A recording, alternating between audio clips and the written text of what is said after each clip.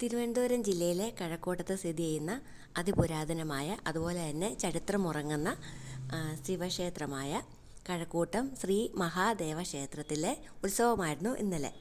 വളരെ മനോഹരമായിട്ട് അലങ്കരിച്ചിട്ടുണ്ടായിരുന്നു റോഡുകൾ മുഴുവനും. വളരെ പ്രശസ്തമായ ഒരു ക്ഷേത്രമാണ് ഇത്. നഗരത്തിൽ നിന്ന് വരുവാണെങ്കിൽ അവിടുന്ന് ഒരു 12 കിലോമീറ്റർ വടക്ക് കഴക്കൂട്ടത്താണ് ക്ഷേത്രം സ്ഥിതി ചെയ്യുന്നത്. നമ്മുടെ ടെക്നോ പാർക്കിൻ്റെയൊക്കെ അടുത്തായിട്ടാണ് വരുന്നത്. ഇത് 108 ശിവക്ഷേത്രങ്ങളിലൊന്നാണ് ഈ ക്ഷേത്രം. ഇത് നമ്മളുടെ കഴക്കൂട്ടത്ത് പിള്ളമാർ അതിനകത്ത് കഴക്കൂട്ടത്ത് പിള്ള പണി കഴിപ്പിച്ചു എന്നാണ് വിശ്വസിക്കുന്നത്. ചേരമാൻ പെരുമാളിൻ്റെ ഭരണകാലത്താണ് കലക്കോട്ട് മഹർഷി ശിവലിംഗത്തിൻ്റെ പ്രതിഷ്ഠ നടത്തിയത്. പിന്നെ ഇതിൻ്റെ നവീകരണം നടത്തിയത് വീര മാർത്താണ്ഡവർമ്മ രാജാവാണ്. എന്നിട്ട് ഈ നവീകരണം പൂർത്തിയാക്കാൻ വേണ്ടി രാജാവിന് സാധിച്ചില്ല.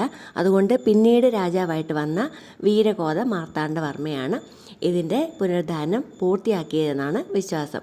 ഇത് പണി കഴിപ്പിച്ചത് തിരുനെൽവേലിയിൽ നിന്നുള്ള പാണ്ടിക്കണ്ണാളൻ മൂത്താശാരിയും പിന്നെ നമ്മുടെ കേരളത്തിൽ നിന്നുള്ള ആശാരിമാരും കൂടെ ചേർന്നിട്ടാണ്. വലിയ ഉത്സവമാണ്, 10 ദിവസത്തെ ഉത്സവമാണ്. ഉത്സവം തീരുന്നത് മേടമാസത്തിലെ തിരുവാതിര നക്ഷത്രത്തിലാണ്.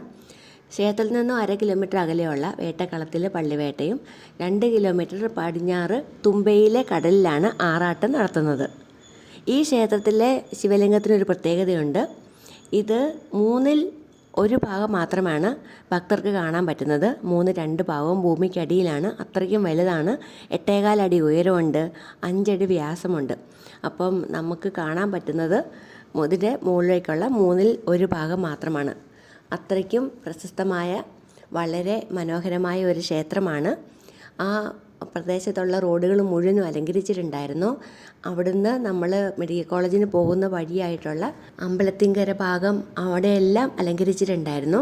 വളരെ മനോഹരമായൊരു കാഴ്ചയായിരുന്നു. ഒരുപാട് ആൾക്കാരുണ്ടായിരുന്നു. നന്നായിട്ട് ട്രാഫിക് ബ്ലോക്കും ഉണ്ടായിരുന്നു. എന്നാലും ആ റോഡിലെ കാഴ്ചകൾ മുഴുവനും കണ്ട് പോകാൻ വേണ്ടിയിട്ട് അതുകൊണ്ട് തന്നെ സാധിക്കുമായിരുന്നു. വളരെ കലാപരമായിട്ടാണ് സ്റ്റാച്ചുകളൊക്കെ നിർമ്മിച്ചിട്ടുണ്ടായിരുന്നത്. എല്ലാം മൂവിങ് ആയിരുന്നു. അതുകൊണ്ട് തന്നെ കാണാൻ വളരെ മനോഹരമായിരുന്നു. പിന്നെ ലൈറ്റ് അറേഞ്ച്മെൻ്റ് ഒക്കെ വളരെ മനോഹരമായിരുന്നു. പിന്നെ പോളാർ ബിയർ, അതുപോലെ ചിമ്പാൻസി, അതുപോലുള്ള ഒരുപാട് രൂപങ്ങളിൽ മനുഷ്യർ നിൽക്കുന്നുണ്ടായിരുന്നു. കുട്ടികൾക്ക് അതുകൊണ്ട് വളരെ ഇഷ്ടപ്പെടും. ചിന്തിക്കടകൾ അങ്ങനെയെല്ലാം ഉണ്ടായിരുന്നു. ക്ഷേത്രം തന്നെ റോഡ് സൈഡിൽ ഉണ്ടാക്കി വെച്ചിട്ടുണ്ടായിരുന്നു. വളരെ വലിയ ജനത്തിരക്കായിരുന്നു. പിന്നെ കടകൾക്കകത്തൊക്കെ ഇതുപോലെ അശ്വതി സിൽക്സ് നോക്കിക്കഴിഞ്ഞാൽ അതിനകത്ത് കാണാം. അതിനകത്ത് തന്നെ ഇതുപോലെയുള്ള മനുഷ്യർ ഓരോരോ മനോഹരമായിട്ടുള്ള രൂപങ്ങളിലൊക്കെ നിൽക്കുന്നുണ്ടായിരുന്നു. ഒരുപാട് പൊക്കത്തിലൊക്കെയാണ് അത് കാണാൻ പറ്റുന്നത്. പിന്നെ ബലൂണ്, അങ്ങനെ ഒരു നൊസ്റ്റാൾജിക് ആയിട്ടുള്ള ഒരു ഉത്സവ പ്രതീതി നന്നായിട്ട് നമുക്കവിടെ കാണാൻ പറ്റുന്നുണ്ടായിരുന്നു. അതിനകത്ത് എനിക്ക് ഏറ്റവും ഇഷ്ടപ്പെട്ടത് ഈ ഒരു മരം തന്നെയാണ്. ഇത് നമ്മുടെ അവതാർ സിനിമയ്ക്കകത്ത് കാണുന്ന ആ മരം പോലെ ഭയങ്കര മനോഹരമായിരുന്നു കേട്ടോ. പല കളർ മാറി മാറി വരുക. അപ്പോൾ ഇതിൻ്റെ അടിയിൽ കൂടെ പോകുമ്പോഴത്തേക്കും മുകളിലേക്ക് നോക്കുമ്പോൾ നല്ലൊരു ഫീലിംഗ് ആയിരുന്നു. എന്തായാലും ഇത് കാണേണ്ട കാഴ്ചയായിരുന്നു. അപ്പം ഇന്നത് റിമൂവ് ചെയ്യുമോ അറിയത്തില്ല. അത് മാറ്റിയിട്ടുണ്ടല്ലെങ്കിൽ ആ മരമാണെങ്കിലും ഒന്ന് പോയി കാണേണ്ട ഒരു കാഴ്ചയാണ്. ശരിക്കും കുട്ടികൾക്കൊക്കെ ഭയങ്കരമായിട്ട് ഇഷ്ടപ്പെടും. അതുപോലെ ഈ സ്റ്റാച്ചു എത്ര കലാകാരന്മാർ എത്ര ദിവസം കൊണ്ടായിരിക്കും ഈ ലൈറ്റും ഈ സ്റ്റാച്ചു ഒക്കെ ഉണ്ടാക്കിയെടുത്തതെന്ന് ഞാൻ അത്ഭുതപ്പെടാറുണ്ട്. അപ്പോൾ ഇങ്ങനെ ഉത്സവം ഉള്ളതുകൊണ്ടാണ് അതൊക്കെ മറ്റുള്ളവരുടെ മുമ്പിൽ കാണിക്കാൻ പറ്റുന്നത്, നമുക്കത് കാണാൻ പറ്റുന്നത്.